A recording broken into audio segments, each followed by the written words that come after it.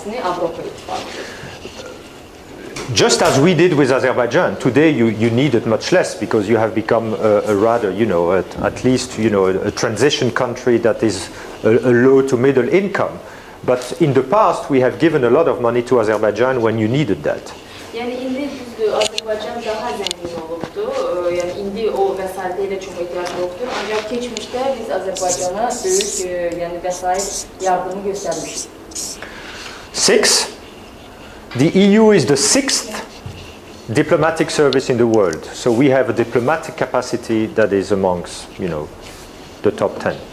Yani 6-cı, deməli, Avropa İttifaqı, you are the 6th in the world. Only the EU, I'm not talking about member states. Only the EU delegations. Okay. Yani Avropa İttifaqı, deməli, dünyada diplomatik səlahiyyətlərinə görə 6-cı yerdədir. The euro, I know you will be interested in that. I will come to that. This is only the propaganda part. After I'll talk about the problems.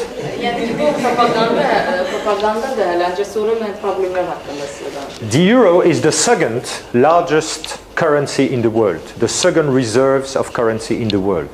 Yani avro dünyanın ikinci valutasıdır. En büyük belə deyək də valutasıdır. After the dollar, of course. But the amazing thing is that the dollar has been there for quite a while. Yani ki dolar uzun müddətdir bazardadır. The euro has been there for 10 years and it's already the second currency in the world. Avro deməli 10 ildir ki bazardadır, yəni buraxılıb və artıq ikinci yerdədir. 8. Technology. 8-ci texnologiya. The EU has some of the most important leading industries and technologies in the world, and in certain of the sectors, the EU is actually a leader in industry and technological development. Yəni ki, texnologiya sahəsində Avropa İttifaqı deməli aparıcı qüvvədir. Bəzi sahələrdə isə Avropa İttifaqının ilk dövlətlər doğrudan da lider rolunu daşıyırlar. Can you give me some examples of some sectors that you would consider as? Yes, automobile, very good. You see a lot of German cars in Baku. Alman maşınlarını görürlər. Big cars, expensive. Çox böyük, yəni bahalı. So we are not a leader, of course. There are many other countries that produce good cars, the Japanese, the Americans, but it's true. It's one of the leading industries. What else? IT. IT, yes, yes, yeah. I would say Americans are first there with Silicon Valley, but we are not too bad. We are not the best. En yaxşı deyilik o sahədə, kompüter sahəsində. Chocolate. Chocolate, of course. Well, that's my country. My country is the world leader in chocolate. I agree with you. Dünya lideridir. Belgium. I'm from Belgium. Belçika. What else? Something that... Sorry? Watch. Swiss watch. Switzerland is not in the EU, I'm afraid. Not yet. Not yet. It will come one day, probably. Tourism. Yeah, tourism is definitely a sector. Yes, yes. And also something you have a lot in Baku, notably on Neftçilar Avenue. What do you have on Neftçilar? Brands. Luxury brands. Luxury brands. So EU is very good in luxury brands. Gucci, all these big brands. We should ask the ladies, maybe. I'm not very good in that, but all luxury products are very much EU driven. Okay. 9. I'm getting to my 12. That's more on the political side. I want to congratulate you, Azerbaijan, because on the 1st of January you will become, for the first time in your history, a member of EU. Not yet. Maybe. Of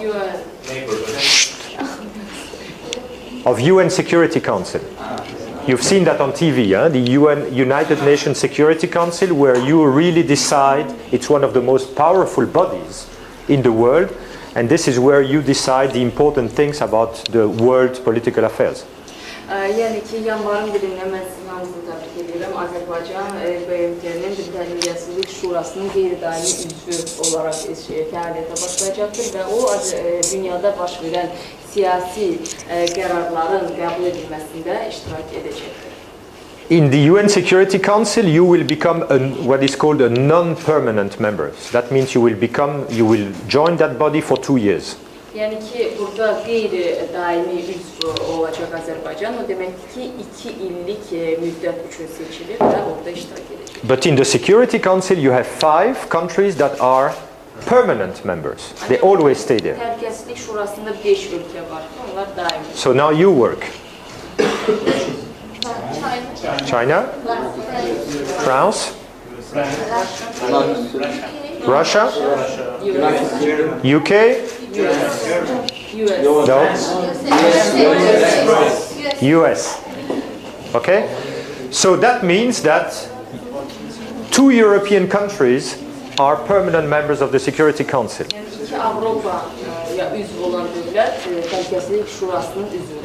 So for 7% of the population, not too bad to have 2 permanent members in there. Yəni 7% əhali üçün, dünyanın 7% əhalisi üçün 2 ölkənin Təhlükəsizlik Şurasının təmsil olması elə də pis faktor deyil. You also have the G20, you know, which is basically one of the leading economic bodies in the world, where you have also more than several member states of the EU. G20. No, the group, the G20. It's the ex-G8, but which is... How many countries you said? 20. 20. The EU countries. Several. 7. Several. Several. I don't want to make too much promotion. Now, my 10th point is very important. I think what the EU has really achieved, beyond all that, although what I told you is true, but it's true that it looks a little bit like promotion. It's not, but what is very important is that the EU has achieved for 60 years now peace in its territory. Yəni Avropa İttifaqının ən böyük başarısı, ən böyük uğuru 60 illik müddətdə sülhün qorunub saxlanması olubdur. You know that the EU started on the basis of 2 world wars, World War I and World War II, and this is why we decided to start the European Union. Yəni bildiyiniz kimi Avropa İttifaqının təməli, yəni bu 2 dünya müharibəsi əsasında qurulmuşdu. Yəni biz bu müharibələri dayandırmaq üçün Avropa İttifaqını bərqərar etdik, yəni təsis etdik. And since we have started European Union, I mean it had a different name, but it doesn't matter. Since we started, we have had no wars, no conflict in the European Union for over 60 years. And this, I think, is the biggest achievement. Yəni bu Avropa İttifaqının bir çox adları olubdu, ancaq yəni onun təməlinin ilk günündən Avropa İttifaqının tərkibində, daxilində heç bir münaqişə, heç bir müharibə olmamışdır və mən hesab edirəm ki, bu ən böyük nailiyyətdir.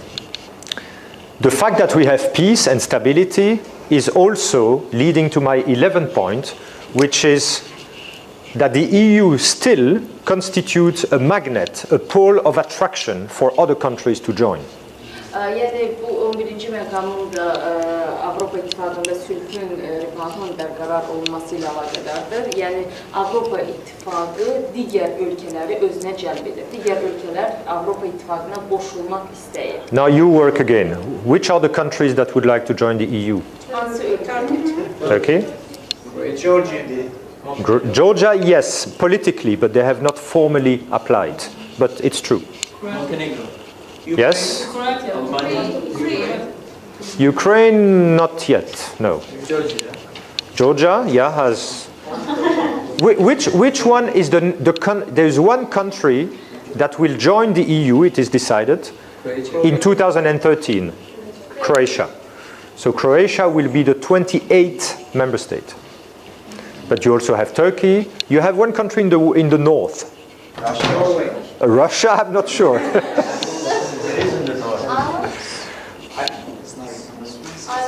Not Ireland, no, Iceland. Iceland, very good. You know where Iceland is, huh? It's this big island next to Norway, you know. So you still have many countries that want to join the EU in spite of all the difficulties that we have and which are true. Yəni bizim düzdür, Avropa İttifaqında bir çox çətinliklərimiz var, ancaq onlara baxmayaraq bir çox ölkələr Avropa İttifaqına qoşulmaq istəyir.